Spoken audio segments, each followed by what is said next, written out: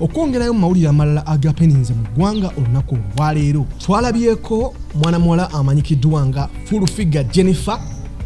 Full figure Jennifer ono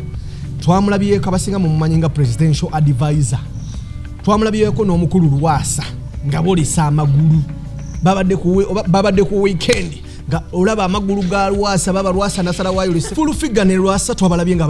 bali ku mudigido. Full figure yabakubye Rwaga nga ali wali nenda kumase waffe full figure zunga nga ne Lwasa naye wagira ati full figure ndaba entumbwe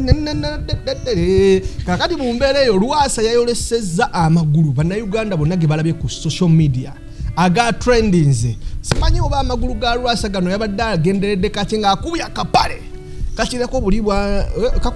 buli obupale abana bambala ku beach naye nga ye Lwasa kabi ali mu public ali mu kujoga agamba munnaye temulina kye muŋŋamba ndi wano ne full figure bengulika nkuba omuziki bannanga abaana bayoleseza ebitone byabwe twalabye amagulu ga full figure naye nga wali bannange ate at the same time nga tulaba aga mukulu Lwasa.